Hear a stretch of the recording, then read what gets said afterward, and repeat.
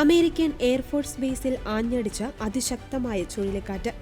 April 24 പുലർച്ചെയാണ് എനറ്റ് നഗരത്തിന്റെ തെക്കുകിഴക്കൻ മേഖലകളിലും എയർഫോഴ്സ് ബേസിലും ചുഴലിക്കാറ്റ് നാശം വിതച്ചത്. ഇതേ തുടർന്ന് എനറ്റ് നഗരത്തിലും പരിസര പ്രദേശങ്ങളിലും അടിയന്തരാവസ്ഥ പ്രഖ്യാപിച്ചിരിക്കുകയാണ്. ചുഴലിക്കാറ്റിനെ തുടർന്ന് വാൻസ് എയർഫോഴ്സ് ബേസിൽ വേലികളും സൈൻ ബോർഡുകളും തകർന്നു.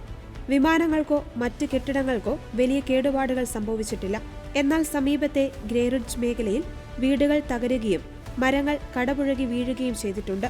10ഓളം പേർക്ക് നിസ്സാര പരിക്കുകൾ റിപ്പോർട്ട് ചെയ്തിട്ടുണ്ട്. മരങ്ങളും വൈദ്യുതി ലൈനുകളും റോഡുകളിൽ വീണതിനെ തുടർന്ന് പലയിടങ്ങളിലും ഗതാഗതം തടസ്സപ്പെട്ടു. തകർന്ന വീടുകൾക്കിടയിൽ ആരെങ്കിലും കുടുങ്ങിക്കിടക്കുന്നുണ്ടോ എന്ന് കണ്ടെത്തുവാൻ രക്ഷാപ്രവർത്തകർ പരിശോധന തുടരുകയാണ്. ദുരിതബാധിതർക്കായി താൽക്കാലിക ഷെൽട്ടറുകൾ തുറന്നിട്ടുണ്ട്. ഏകദേശം 40 മിനിറ്റോളമാണ് ചുഴലിക്കാറ്റ് ഈ മേഖലയിൽ നിലയുറപ്പിച്ചത്. മണിക്കൂറിൽ 32 കിലോമീറ്റർ വേഗതയിലായിരുന്നു ചുഴലിക്കാറ്റ്. മിന്നൽ പിണരുകളും നഗരത്തിലെ വെളിച്ചവും കാരണം രാത്രിയിൽ അഗ്നിജ്വാല പോലെ തിളങ്ങുന്ന ചുഴലിക്കാറ്റിന്റെ ഭീകര ദൃശ്യങ്ങളിപ്പോൾ സമൂഹമാധ്യമങ്ങളിൽ വ്യാപകമായി പ്രചരിക്കുന്നുണ്ട്.